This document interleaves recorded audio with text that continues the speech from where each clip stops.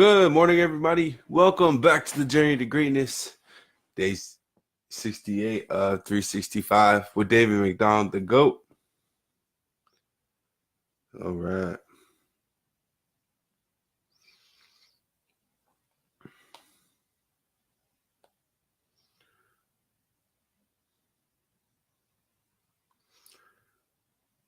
So to begin, we're going to get into our meditation routine, and I will see you all on the other side.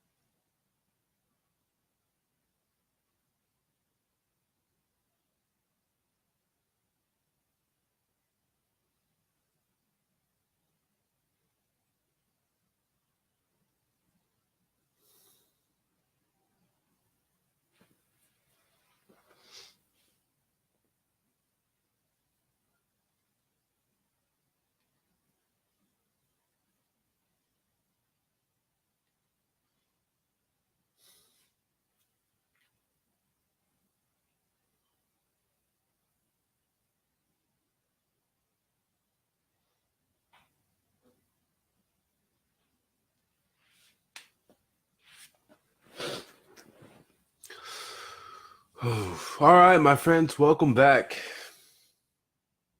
Good morning, Sister Fatima. Good morning. Good morning. Good morning, Amy. Good morning. Good morning. Good morning, Auntie Luisa. Good morning. All right. Sorry, my we ended the meditation session 2 minutes early because my timer wasn't set, but that's okay. If you're wondering, where did David go? I actually picked up a cough. I'm not going to say that I was sick because I don't believe in that. But that doesn't ever happen. And the most important thing that we have to always remember is that if I'm not well, or if you are not well, we are less able to serve other people. Pause. I don't like that thought. Um, self comes first. And so that's the most important thing. We must always remember that. So we have to take care of self. And then after self, we are able to serve and give to others. So we just finished our meditation routine. So I'm happy to be here, everybody, just to say, and thank you for being here with me. So we just finished our meditation routine, and now we're going to get into our journaling routine.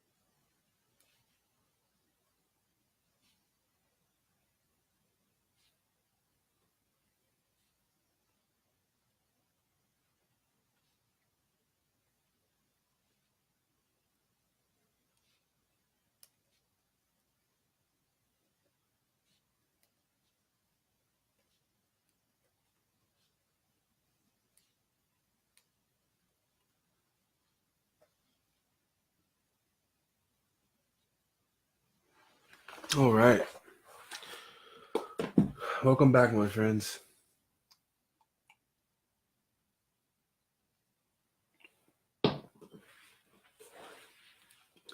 All right, so we just finished our reading routine. I mean, our journaling routine, and now we're going to get into our meditation, our reading routine. So currently, the new book that we're reading is a mindset, the new psychology of success. It's not so new because it's been around for a while, but good title of the book. And so far, we have read two books in the last 2 months: Ninja Selling and The Law of Divine Compensation. Good combo so far. Our plan this year is to do 12, to read 12 books. So we'll see how that goes. So I will see you all on the other side.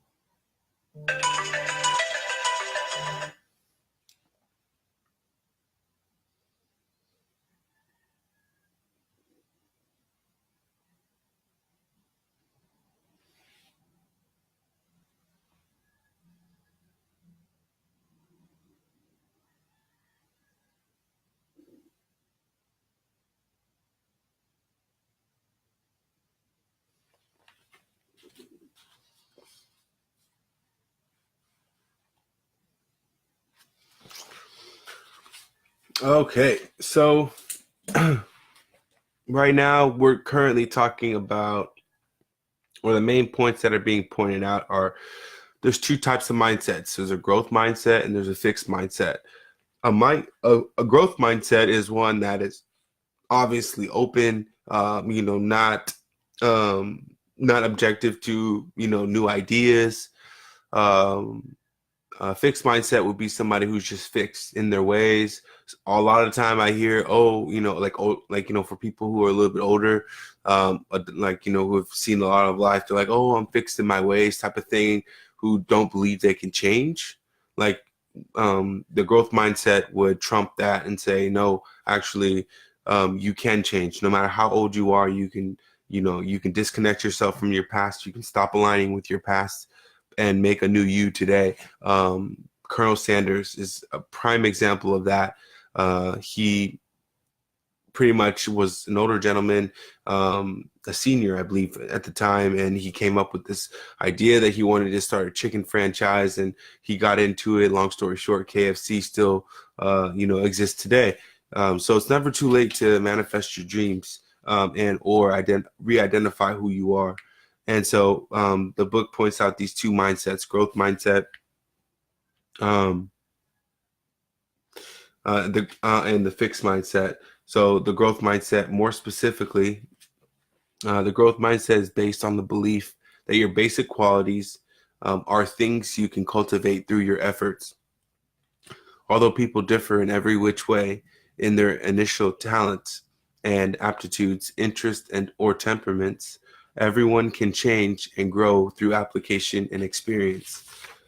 And so then they give an example. You have a person who they did a study on this, some research. You have a person who um, goes to school, they get a C on their exam.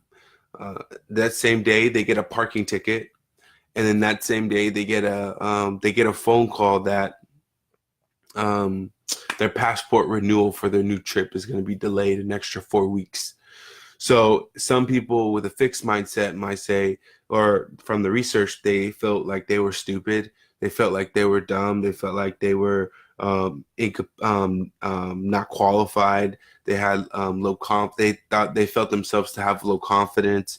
So really self um, negativity and just a lot of. I feel like it's just self hate, right? People with a growth mindset, on the other hand, they're like, well, we need to work harder in class. We need to be more careful with parking, like where we park. And, it's only 4 weeks. Like there's still plenty of time for me to get my passport before my trip. Right. So it's like, I'm a person of a growth mindset. So, and it's not to say people with a fixed mindset are bad at it by any stretch of the imagination, because we don't want to pass judgment. But I'm a person of growth mindset. So when something comes up and something happens in my life, then I look at that experience and I say, well, okay, it is what it is. The only thing I can do from this point is evolve. And what can I take from this experience? Even when sometimes the experience can be, rather difficult, pause, or appear to be rather difficult, I have to dumb that experience down and say, no, this is not difficult. This is not challenging. And my takeaway from this experience is X. And then I just have to continue to push on. So I said the mindset, the new psychology of success. That's the name of the book. And I said, well, it's not new. But then the author answered my question directly when I said that. So what's new? So a lot of people, they talk about success in their books. They talk about how to be a creator, essentially, right? So how do you become a creator? How do you become a visionary, somebody who, just is able to create stuff? And most books, this author, Carol Dweck, most books, Carol says they have all of these like key like attributes that people should have, like believe in yourself, hold yourself in high esteem, have confidence, take risks, etc. And then explain all these. She explains it as disconnected points. that align with the same energy, right? So, in the same energy parts, my language, but that disconnected points that align with the same energy. And they say, okay, do all of these things, but they don't really talk about how. So I think what's new is Carol Dweck is getting ready to explain to us in more detail on how we can move from a fixed mindset to a growth mindset, even if it's a little bit. So, okay, got that. Self-reflection. So the book goes into they call it self-insight, so who has accurate views of their assets and limitations. Well, maybe the people with growth mindset don't think they're Einstein or Beethoven, but aren't they more likely to have inflated views of their abilities to try for things they are not capable of? In fact, studies show that people are terrible at estimating their abilities. Recently, we set out to see who is most likely to do this. Sure, we found that people greatly misestimated their performance and their ability, but it was those with the fixed mindset who accounted for almost all the inaccuracy. The people with the growth mindset were amazingly accurate. So there's a lot of studies that are, tapping into this idea of, and what that essentially means is people with pause. So people with fixed mindsets are usually very inaccurate when it comes to assessing their ability to do something. People with growth mindsets are surprisingly very accurate and in being and saying that they're going to do something and then actually achieving it. So ironically though, right? Whether you say you can, whether you say you cannot, you are right. So of the people who believe that they're not capable of doing it, that they're absolutely right. But if they were to try it, that's what makes them inaccurate. Because if they were to try it and actually have the courage and have the faith to do it, then they would surprise the hell out of themselves. And then for people who have growth mindsets, it's not. It is a the surprising doesn't necessarily, it happens in waves. So the bigger and bigger you create, it's like, oh wow, I just created this, how amazing, how surprising, this is awesome, I knew I could do this. And then boom, you set that goal bigger, boom, and you keep making this goal however big you want to dream it, right? And then you're creating on a very large scale. And so when you achieve at that next level that you put out there for yourself, that feels a little scary at first, but then you go out there and you achieve and you conquer that goal, then you don't surprise. It's not a surprise, but it's more of a relieving feeling that takes over you, which is absolutely amazing. So, know your ability and know that you truly are, again, as I will continue to say until it becomes an aha moment. The book says that oftentimes people who read Carol Dweck's book, right, she writes this as the author, she mentions that oftentimes people will message her, send her letters, send her emails saying, hey, I got it, I was reading your book and I was saying to myself, this is me, this is me, this is me.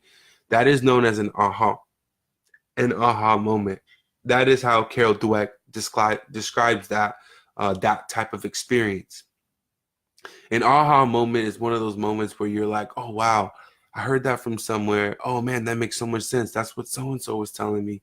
Those are aha moments. And I believe and define those moments as truth, truth affirming truth. So if you hear me tell you something, and for the most part, you have to take everything obviously with a grain of salt. But when I speak with truth, period. And so with that being said, when you hear that truth, you can choose to reject or accept that truth. But nonetheless, that truth will show up again somewhere along the line. If it's a lie, and I define this, if it's a lie, then that lie will eventually be redefined by a truth and then be exposed as a lie. So at the end of the day, I think the biggest thing is we have to be searching for our aha moments. We have to know our abilities, and the way for us to get deeper into our understanding of knowing what our true abilities are is by taking risk. When we take risk, pause, before we get there, sharpening ourselves, right? Sharpening ourselves and building the confidence to take the risk.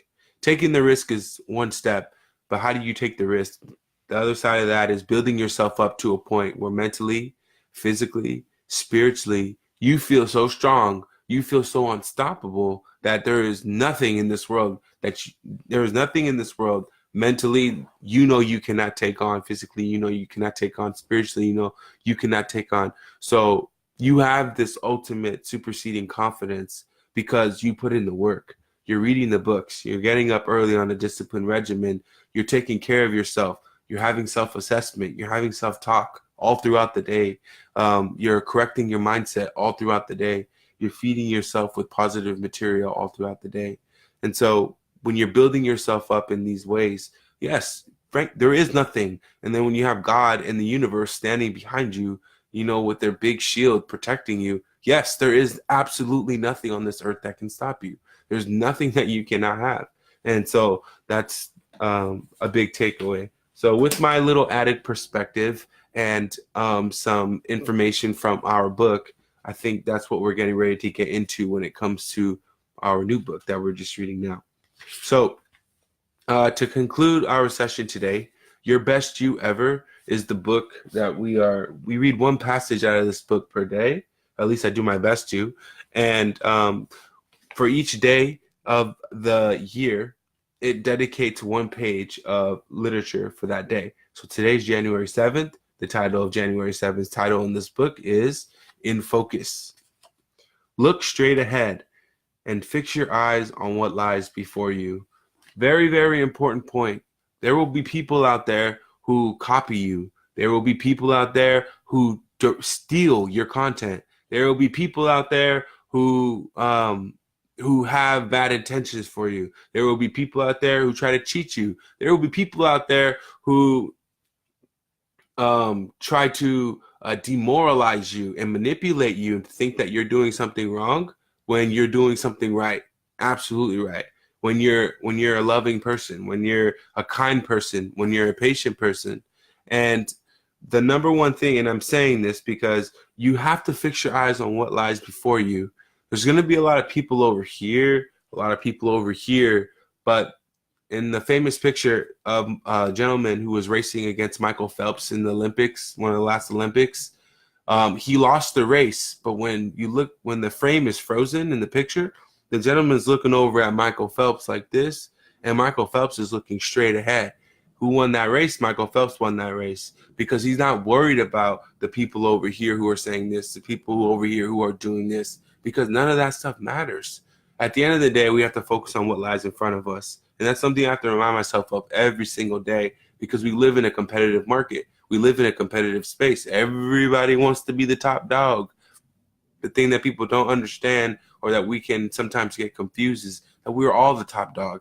And at the end of the day, we all create our own destiny and we're all going to do it in our own way. And each of us cannot be replicated. So at the end of the day, if we just focus on what we're doing, then we'll get to where we need to be, every single one of us.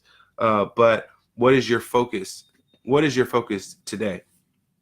Are you willing to focus your thoughts and energies on God's blessings and upon His will for your life? Or will you turn your thoughts to other things, other people? This day and every day hereafter is a chance to celebrate the life that God has given you. It's also a chance to give thanks to the one who has offered you more blessings than you can possibly count. Today, why not focus your thoughts on the joy that is rightfully yours in Christ? Why not take time to celebrate God's glorious creation?